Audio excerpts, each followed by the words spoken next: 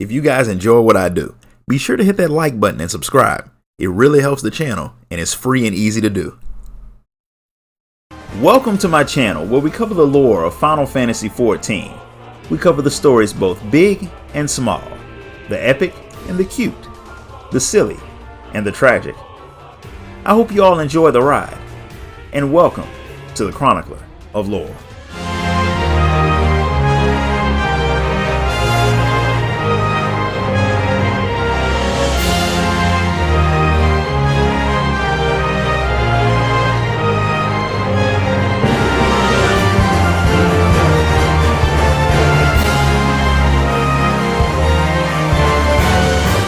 After getting the food delivery service, also known as DoorDash, up and running, Turner is hit with another problem. The people love their homemade food, which means they're getting a lot of business. That's a good thing, but the hippos are getting tired. Like most outdoorsy people, Turner and her people never really thought about setting up things that were just meant for comfort. But since the hippos need a little more pampering to keep them up and running, it might be time to do some investing. But talk of that will have to wait, because Gaza, one of Turner's drivers who was supposed to be out making a delivery, comes running up screaming about how the stuff he was carrying got stolen. It happened as soon as he had rode into the jungle. Someone jumped out in front of his cart so he would stop, then they snatched the food out of his hand and ran. The thief got away, of course. I mean, do the Arkasodara really look like they could actually run somebody down? Crush them? Definitely. Chase them? Nah. But Gaza did see that the thief was wearing armor, which was weird. Turner's not worried about that for now. She just wants Gaza to remake the order and get it delivered as fast as possible. While he does that, she wants you to help with tracking down the thief. Of course you agree, so the two of you head out to the scene of the crime. The Warrior of Light doesn't find the thief on her search, but she does find two tiny hippos that start to follow her around. If you leave them alone, they definitely get swallowed by something, so the Warrior of Light decides to take them back to Turner. Other than an injured guard who had a bad run-in with the monster, Turner didn't find anything either, so she decides to see if Gaza remembers anything else that might help with the search.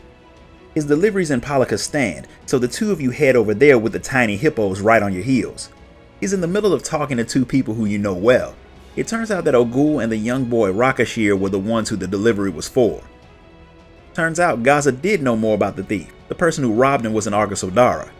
When Ogul hears that the thief is one of the elephant men, she starts to have flashbacks from home about the violent Matanga who terrorized her and her people. That makes her plan on putting extra effort into patrolling the surrounding area. After she gets a bite to eat, of course.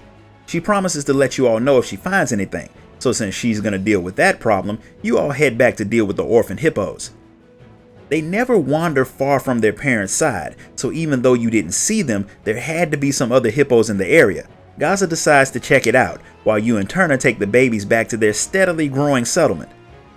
Maru thinks that you must be pretty bad at finding stuff, since you went out hunting for a thief and found baby hippos instead. Now that's a point that I have to disagree on. After 1,000 fetch quests, if the Warrior of Light is good at anything, it's finding stuff. Gaza didn't have any luck tracking down the baby hippo's parents either. He found tracks that showed that the herd left in a hurry, but he can't tell where they've gone. But it's strange that they leave their babies behind. Something horrifying must have driven them off, and he thinks it may have been some Arkasodara. He found some of those tracks too. They may be poachers, but since he didn't see any dead animals, that may not be the case. Whatever's going on, Turner's got more important things to deal with, like taking care of the hippos. So while they wait for Ogul to find something, they build a pool for the hippos to relax in. The pools actually work and give the hippos a little bit more energy, which is good because business is booming so well that people have started to come by to apply for jobs.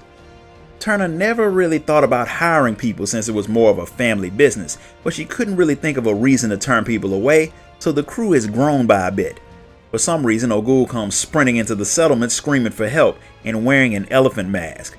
She thinks it's helping her blend in because there are Gajasura in the jungle. After Turner told her about the thief, she had started hunting for them. She put on the disguise because the Aura and the Gajasura are mortal enemies, but they must be incredibly stupid to get fooled by that elephant head disguise. Either way, she did see some Gajasura riding off on a hippo cart. He said his name was Akala, and apparently he actually is stupid because he thought Ogul was one of his people. Maru is pretty sure that no one with a brain would fall for that disguise, but not only did it work, Akala actually bowed to Ogul before leaving. Turner's more confused about why the woman who is supposed to be a fighter let their thief escape.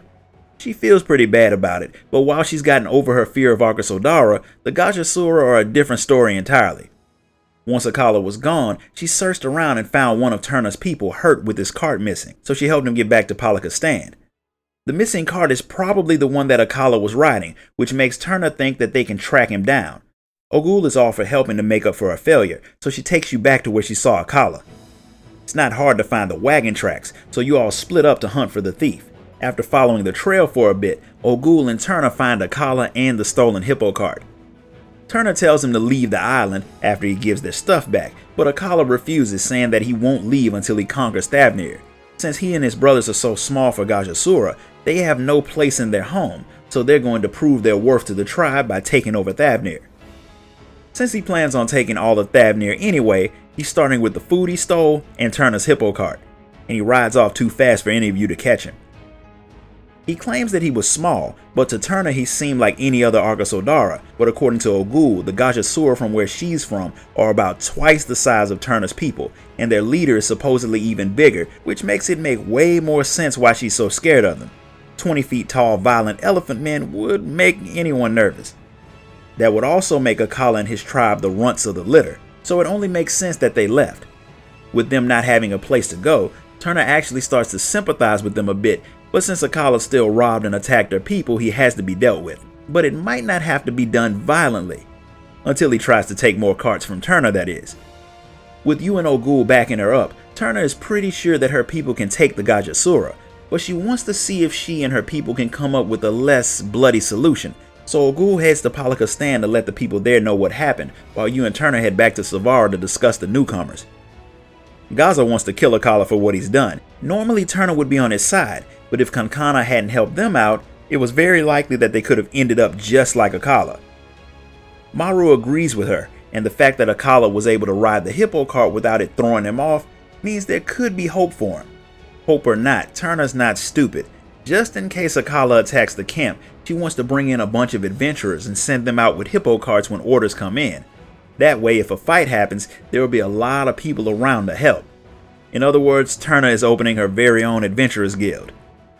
The guild turns out to be a big success, bringing in a lot of people, which gives Turner a lot of peace of mind since they now have every type of adventurer passing through their guild.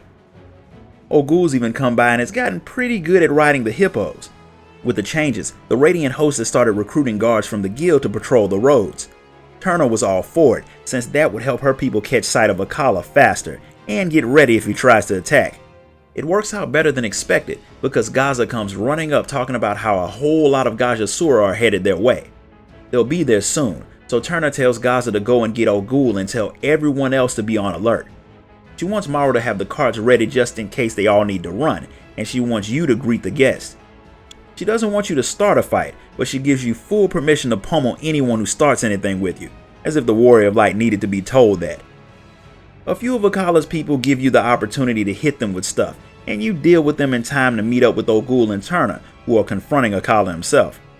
Gazela's still nervous, but at least she's ready to fight if it comes to that, but Turner does something that catches everyone off guard.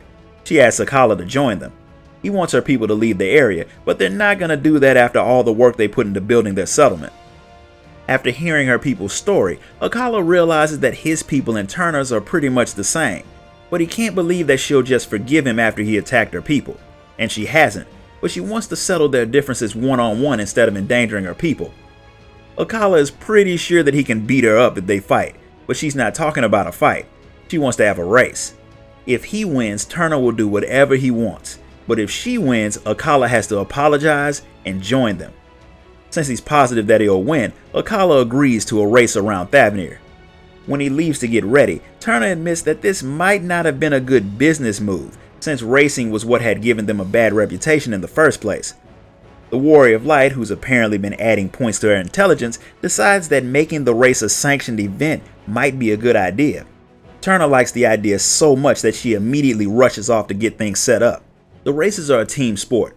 Only Turner and Akala will be riding, but their people can offer support if they want. Being who he is, Akala turns down the help from even his own people, which is his loss. The event draws a large crowd, and with Ogul to send them off, the race between the Arkasodara and the Gajasura begin. Akala takes the lead immediately, but he clearly doesn't know much about the hippos. He pushes his mount way too hard, which lets Turner pass him up at the end, winning the race. He's upset, but the loss was his own fault. After Turner tells him that he accepts it, and her offer to join with her people, giving them a home and the ability to learn how to work better with others. With all the work they've done, Kankana decides to give Turner and her people the land free and clear. They've earned that, and their place in Thavnir. And she, like everyone else, is curious to see what the Hippo Riders do next. This concludes the story of the Arkasodara Beast Tribe. If you enjoyed this video, hit the like button, subscribe, and donate to the channel so I can keep bringing you guys new content. Until next time, guys. Later.